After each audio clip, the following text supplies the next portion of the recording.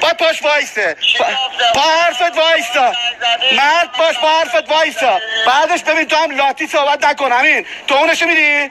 تو اونشو میدی؟ تو اونش با نشو یه سر قرار، با نشو یه سر قرار. ببین به رسول الله این داستان دیگه اون داستان قبلی نیست. باید وایسه تو اونشو بده. تو میگه لاتی صحبت نکن. آره تو یه جوری میگه لاتی صحبت آره.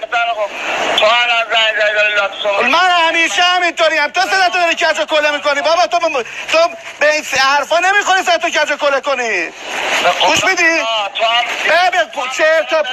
ببین من داستان دارم. آره من همیشه داستان دار صحبت میکنم. برگشته گفته 4 تایی.